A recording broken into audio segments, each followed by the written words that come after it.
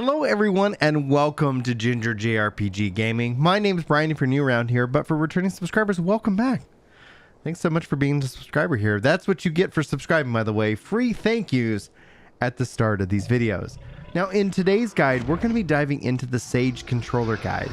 And as a part of this, if you guys want to check the pinned comment on this video, that's going to take you to the macros section. So just to save you guys all kinds of time, it's how I've got everything laid out for my skills. You can actually just copy those macros and paste them and then run them to set up your hotbars just like mine. Now, I'm not trying to sit here and say that you have to stick with my layout. In fact, I hope that this guide gives you some ideas and you can take this and make it your own, and hopefully it makes it a little bit more comfortable when playing Final Fantasy XIV on the controller, especially for the Sage job. So keep it locked there. Also, after the video, if you're looking for more of my controller guides for the various jobs of Endwalker, I have a dedicated playlist just for these guides and just for Final Fantasy XIV Endwalker. If you're looking for any of the previous jobs, they're actually in the Shadowbringers playlist. So if you're waiting for an updated guide, you can always start there and kind of just augment and go and hopefully have a good time with it. But just note, we're working to get all of the controller guides done for all the jobs. Some of them take a little bit longer than others, but I thank you so much for your patience. Now, before we actually dive into the core of this guide, I'm going to structure it in a couple different segments, and you can use the chapter markers here on YouTube to jump to anything that makes the most sense to you. For example, if you've seen any of my controller guides or my complete controller guide, you can pretty much skip the next section in which that we're going to do a basic setting yourself up on a controller, because if you've never played this game on controller and this is the video that YouTube recommends to you, I want to try to get you going with as little friction as possible. But for veterans, people who've been following this content for any period of time, they could probably just skip that. There's not going to be too much revelation in that section, but we're going to start with that, getting you set up on the controller. We're going to jump into the Sage skill overview, going through the skills, basically breaking them down, what they mean, and hopefully giving you that level of detail as well. And then finally my skill layout, in which I'll talk about the logic and how I put the layout together in hopes to give me, I guess, the best advantage when playing this job. And then towards the end, I usually go over the HUD, any kind of layout, any kind of macros that I've got set up. Most of the macros, again, are all just a part of that, so that all gets kind of put together. Also talking about movement macros, and then looking at my glamour and my gear setup, because typically that's usually what gets asked. If you have any questions after watching this video, feel free to ask me in the comments, hit me up on Discord or Twitter, and I'll see if I can't get you started or hopefully give you the answer that you seek when playing Final Fantasy XIV. But without further ado, let's go ahead and dive in.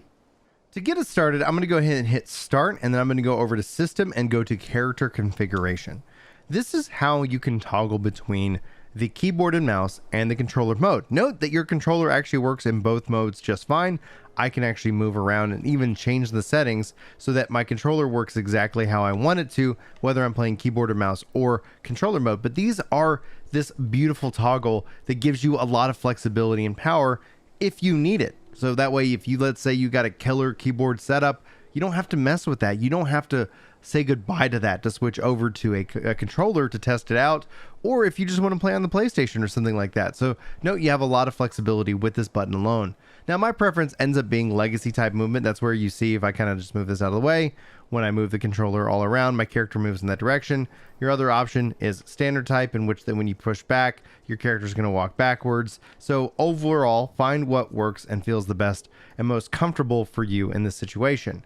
Now, I'm going to skip over target. We're going to go into filters. If you want a detailed, like everything you want to know about this, check out my complete controller guide. I've got that in the playlist, so you should be able to get to it fairly easy. But again, if you still are missing some things, just let me know and I'll help it out. I want to focus here on your weapon sheath versus weapon drawn. While the weapon is sheathed, I turn off party members on both cases, and it allows me to target several different things, where when my weapon is drawn, I only want to focus in on enemies. This is namely because as a controller player, you want to be able to hit the various enemies that you want to target. Your party members, like my little dragon chocobo here, can actually be targeted via up and down. Now this could be completely preferential to what and how you want to play. So note that it's easier for me to do up and down and then essentially focus in on the bad guys with the right and left. And for some reason, I guess this is a bug, but I've noticed this before, this chocobo will still fall into the natural targeting for basic. Now if I pull out my weapons, you can see here that I am only focusing on enemies, so the chocobo is not being selected in this case. So bug somewhat resolved. But anyway, let's go ahead and jump back into character configuration. You can see I've got that listed here. If you needed more advanced filtering, you can set up enabling custom filtering where you hold down left bumper and press a X, Y, A, B, or square, circle, triangle, X, yeah, cross. So that way you actually have a couple different filters that you can pre-build in and easily swap between by, again, like holding the L bumper and pressing the face button. If you're completely new to the controller, just note that holding the L bumper, L1, using the right and left stick will allow you to zoom in and out. There's basically, this L bumper is pretty powerful. R bumper is pretty powerful too, allowing you to change any of your hotbars or even tab between them. But with the weapons out, note that it's got it locked. I put it up and then I can tab between the certain hotbars that I've set. And to do so, that's where we're going to get into our hotbar settings. Now, basically, we're just going to go through all of this because I think this is important. I've got display recast timers turned on, hide unassigned slots turned off. If I turn that on, you'll see all these little gray boxes floating around. I prefer to have those hidden. Display hotbar numbers turned off. If I turn them on, you'll all of a sudden start seeing little hotbar numbers floating around randomly on the UI. If you want to keep it clean, turn that off. It's up to you. Enable cycling hotbar button, enable pet hotbar button cycling, enable drag and drop. And then overall, we'll cover this more in the HUD layout because this is more preferential. But just note that you can turn on and off various hotbars even in controller mode. That basically, if you see here, I've got various floating abilities to try and communicate to my brain, especially when things are getting a little tricky. Hey, don't forget about these skills. These skills are things that you want to pay attention to. And I'll show you how to set those here in a second. Then I've also got pet hotbar display settings, and you can kind of play around with ultimately what makes the most sense for you. Under sharing, just so you know, every class, every job can have its own setup, and that's where you have these turned off. So if you want to have a botanist with healing abilities that don't work because that's not how the game works, you want to make sure that those things are shared. You can see here hotbar 1 through 5 are not shared, and cross hotbar 1 through 6 are not shared, meaning they're job and class specific. So the things that I want across all of my jobs, those are going to be shared. That's where you'll see that little golden X button, and that's going to help you out overall. Under the cross hotbar settings, I have always have it enabled, and I have it always display. If you want to clean up your UI a little bit, you can turn that off. I have display hotbar help turned off, but if you turn it on and I hold down the trigger, you can see that it actually will start showing you the names of the abilities themselves. But essentially, when you get comfortable, that's going to be a preference that you can choose. Now, depending on your dexterity with your, getting used to playing with the controller, you might have some accessibility issues. You can play around with toggle or mix mode. These are two modes that will turn off abilities, like the ability to use the expanded cross hotbar. But ultimately, if you're really struggling, but yet you want to play with a controller, maybe just find what works for you.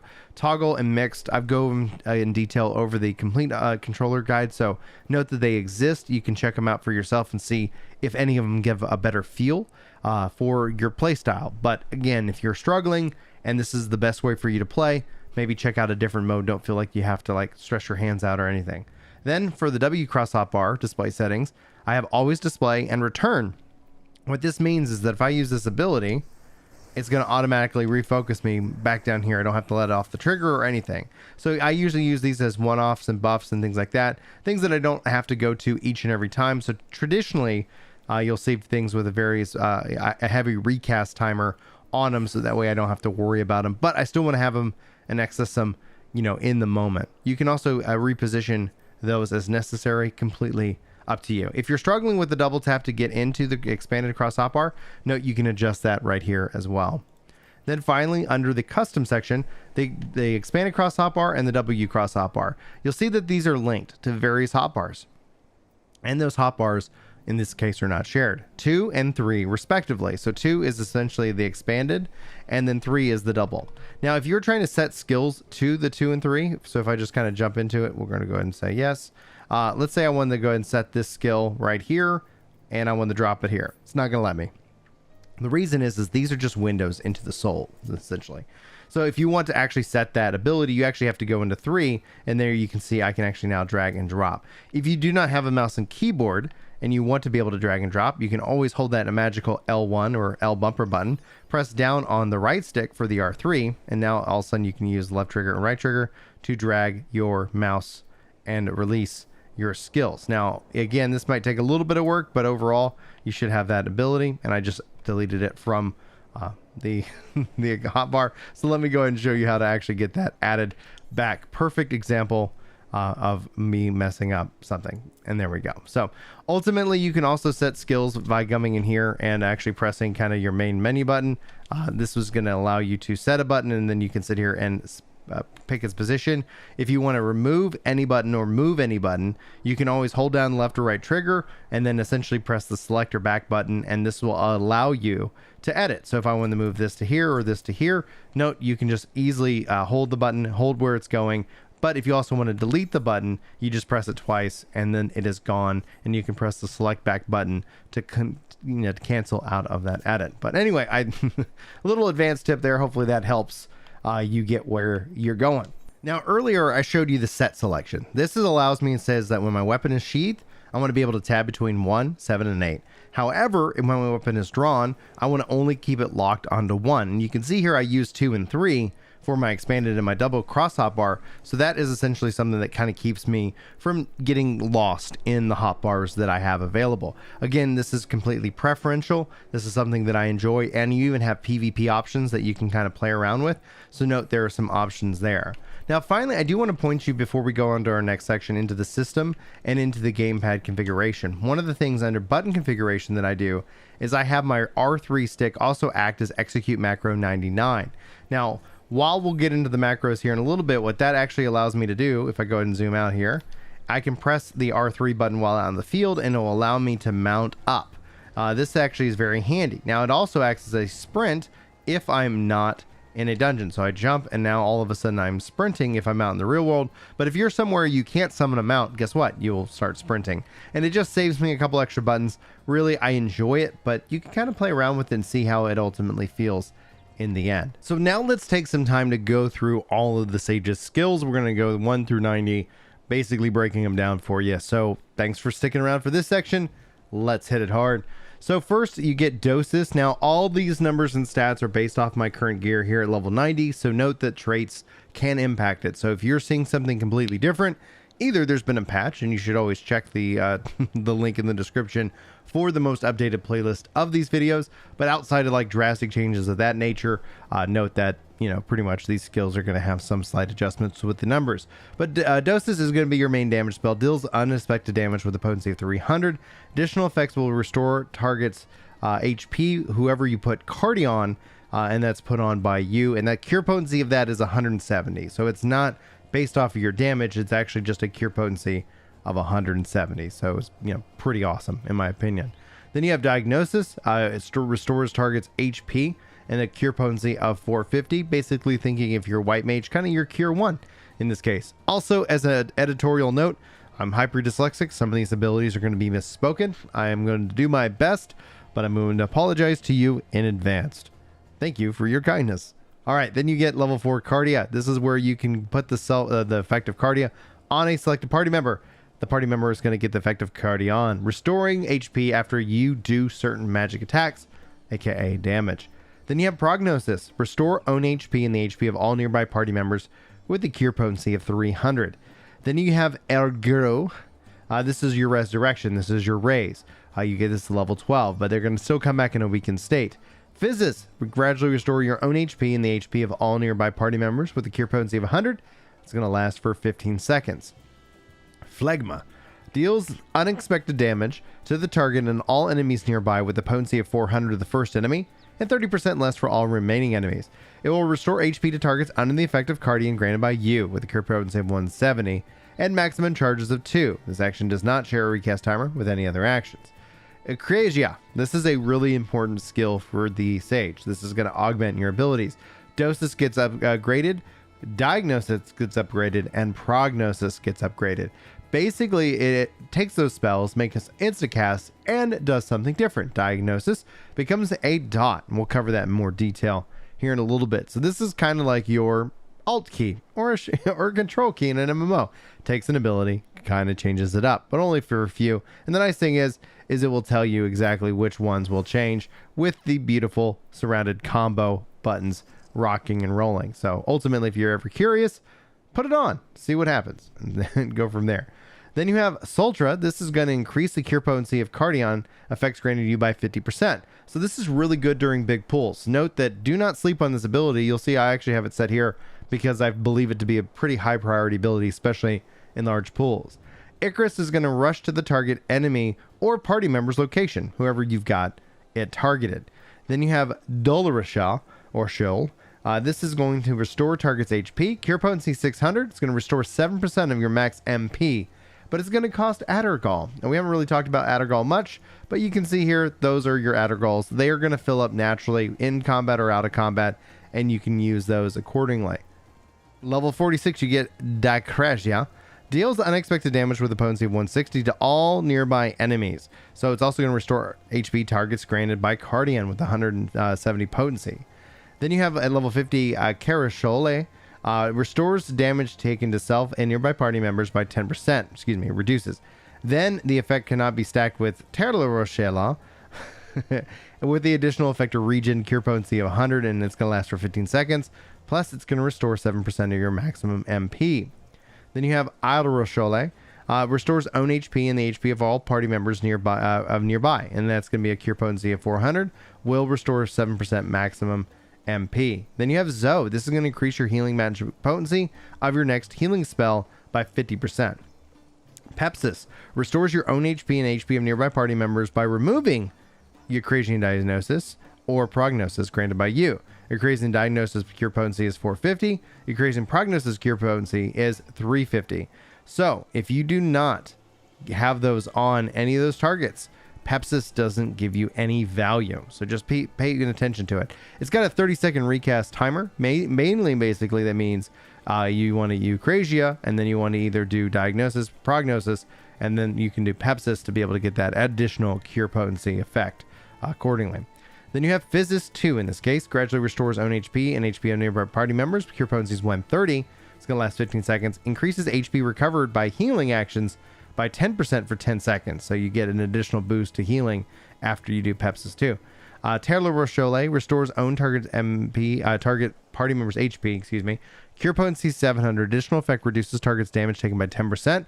That's going to last for 15 seconds. The effect cannot be stacked with Kerachole, and then it restores still 7% of your maximum HP, MP, and it will still cost that one Addergall. At level 66, you get Toxikon. Deals unexpected damage with the target and all enemies nearby with a potency of 300 for the first and 50% less for the remaining. Restores HP to targets under the effect of Cardion. It's going to cost Adder Sting.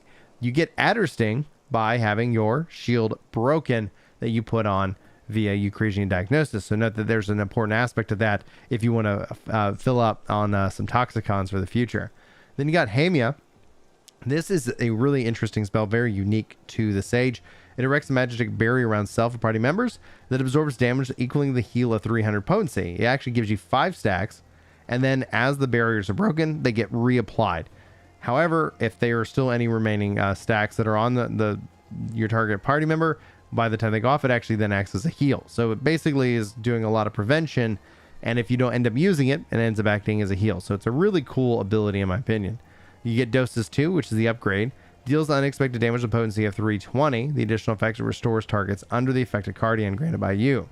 At level 72, you get Phlegma 2. This deals unexpected damage to the target and all enemies nearby with a potency of 490 for the first and 50% less for the remaining.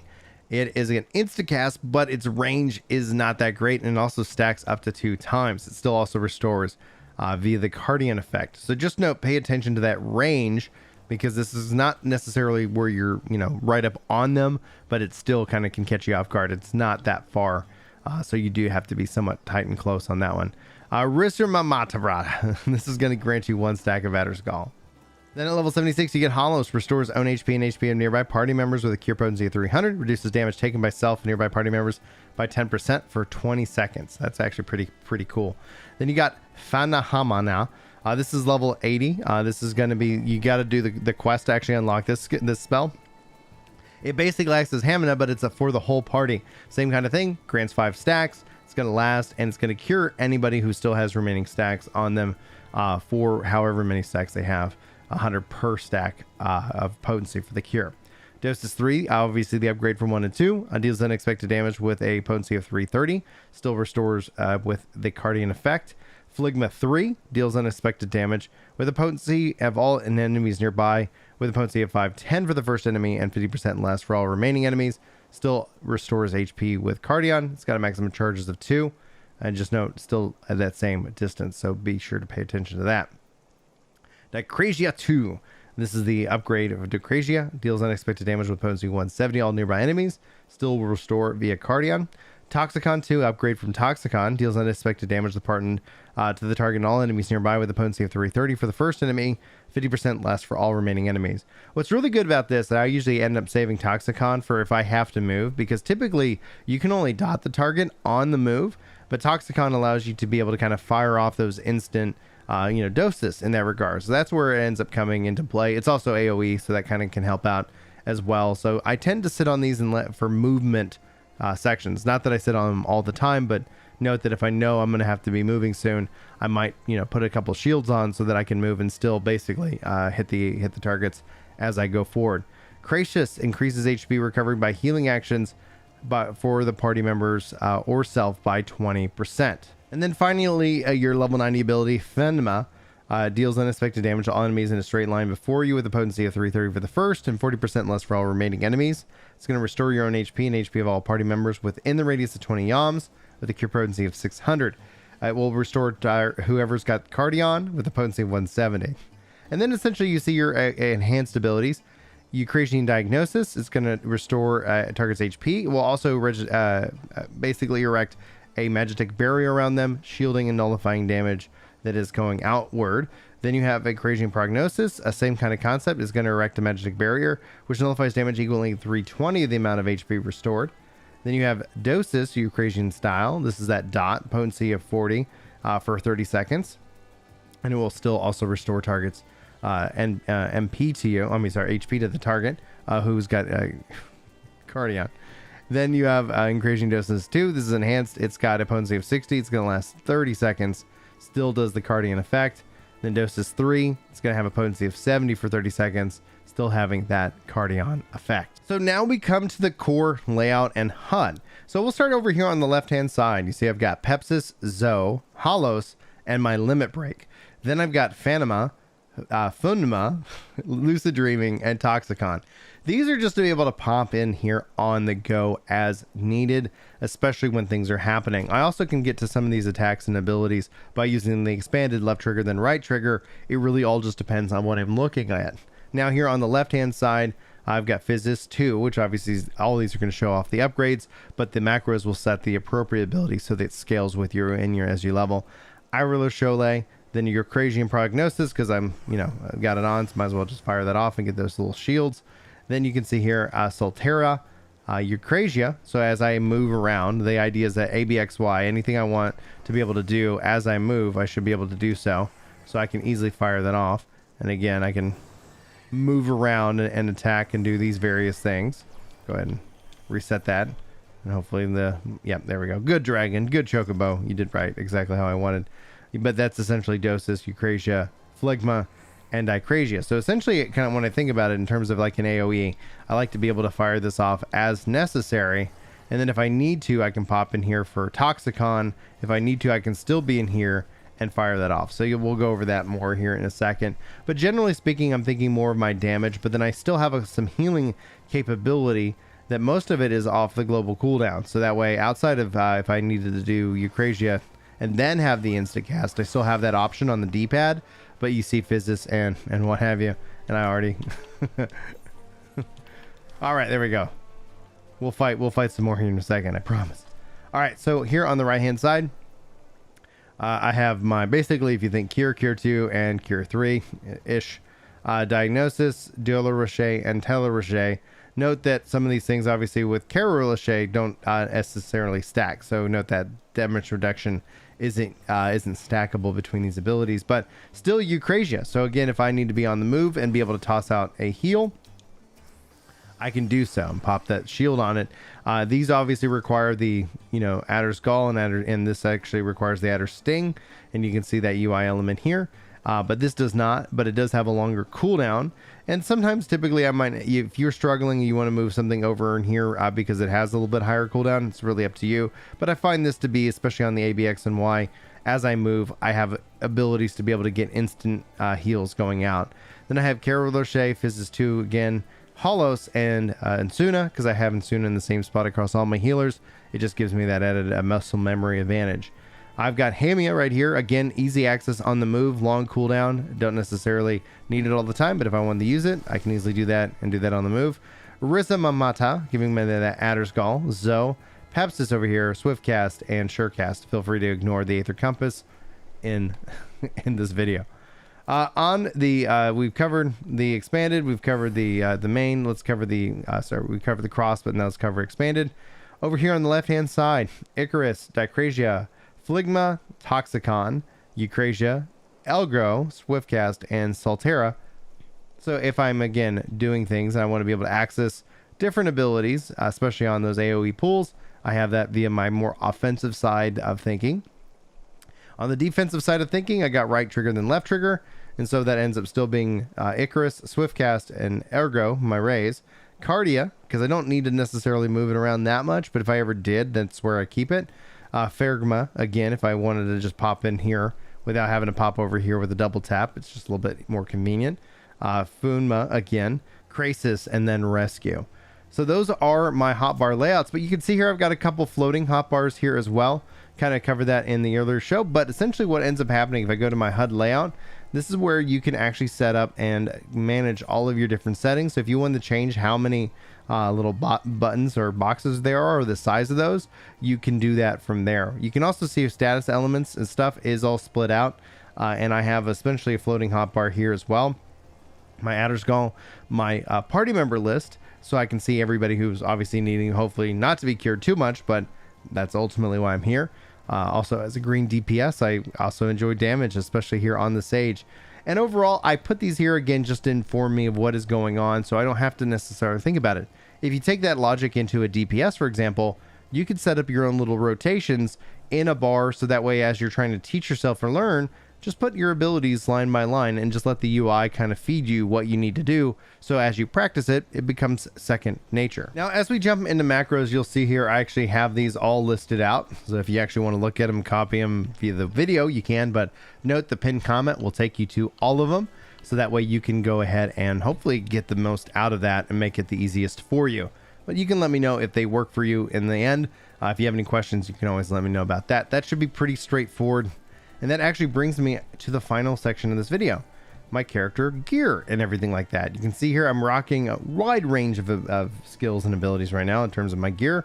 I've got my magic classical mild peeves, high quality, and you can see here that's a 580. I've got still the 560 level 90 gear for the head. I've got a body piece, which is my shared between all of my healers at 580. Then I've got my hands, which is the Sage's 560 gear. Sage 570 from the tomes, and then my feet is also still at 560, and all my crafted accessories are over here on the right hand side. So pretty basic setup, nothing too fancy right now at the time of this recording, but as we do other videos and things like that, hopefully we get to explore some of the fun and exciting gear to come for this game.